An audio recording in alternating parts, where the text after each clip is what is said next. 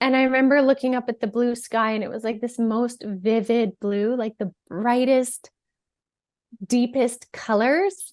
The grass was the same. It was so vivid green. And so I walked up this hill and I happened upon this kind of a barbecue like setting, like a summer picnic kind of setting.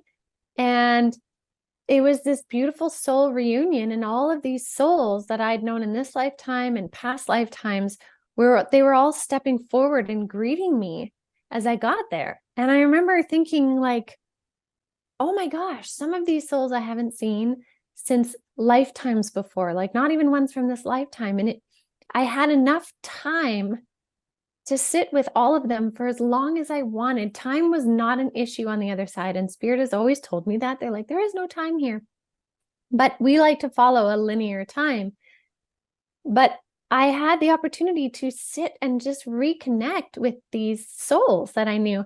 And it was the most beautiful reunions. I compare it to like the joy you feel when a child throws themselves in your arms. And when they give you that hug, they give you everything they have. And it was that same feeling. And so I spent what felt like hours reconnecting with all these beautiful souls, just, sitting there chatting. What have you been up to? How are you doing? All of that. And there was no rush.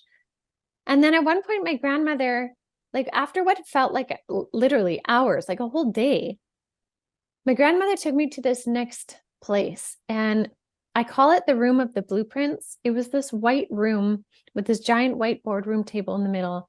And outside of the windows of this room was like galaxies, but also where the universe was creating itself or is creating itself. So it's a hard thing to explain in our language. It doesn't quite make sense, but that's the best way I can explain it. Like there was universal energy that hasn't yet been created also, right? Like it was waiting to become something. And so it was interesting to sit in this room. And when I found myself standing by the table and my grandmother was with me and my whole council, we all have a council of spirit guides, they were with me and they rolled out this blueprint. And I remember almost kind of laughing a little bit because it actually like looked like a blueprint, like we would think here, like the blue paper with the white writing. But down the center of this blueprint was this kind of like pulsing iridescent line. And I knew that that was me still connected into my body, but we were literally looking at my life path of everything I had done up until the point where I was. And so we did this whole review. And then when we got to that point is when they asked me if I wanted to stay or go back. And I remember in that moment, I was like, well, of course I want to go back. Like it didn't occur to me that I wanted to stay. I mean, I felt no pressure either way. And that was the interesting thing. There was nothing pushing me to stay, nothing pushing me to go back. It was completely my decision. And so I said I wanted to go back. And they said, okay, if you're going to go back, you can take what's left of your life, of your lifetime, your blueprint time, and you can rearrange things. And the thing that was fascinating about that to me was it really echoed what so many spirits have told me over the years, that we plan our lifetimes before we come in.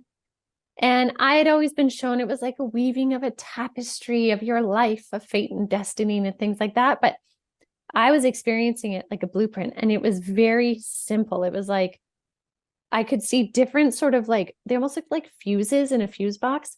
I could see different fuses that represented different divine journeys, like destiny points that my soul wanted to learn.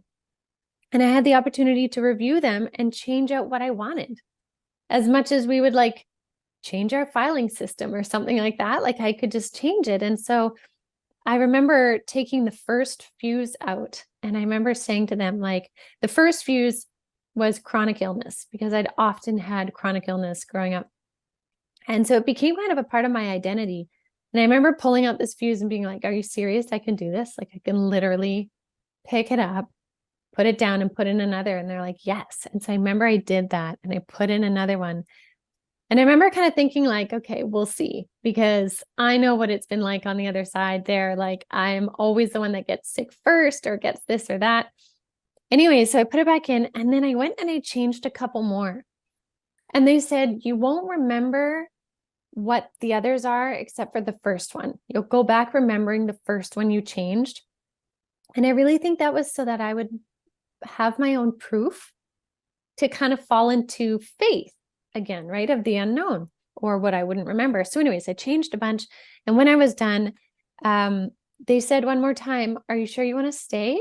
Or you want to go back, or do you want to stay? And I was like, no, I want to go back. And simultaneously, I had the perspective of my higher self and my human me self talking to you. And I was both of them.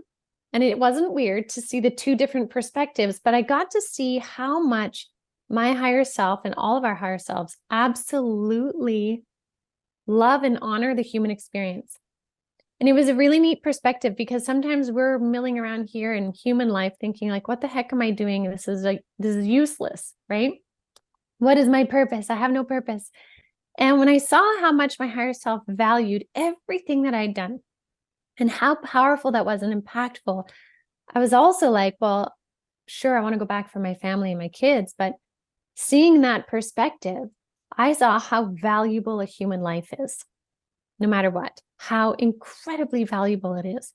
And so with that, I was like, yeah, I want to go back. And I was given the understanding that it was as easy as, if I was to choose, no, I'm going to stay, it would be like a flick of a switch and I would have a heart attack on the table and they wouldn't be able to revive me.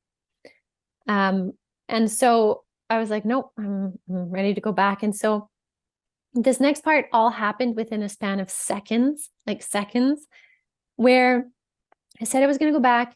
Then I heard the nurse say, Jeanette, are you awake? And then I felt my spirit go like, thump, back into my body. I could still feel my grandmother with me and see her. And there was a couple others just off to the side, kind of waving me off.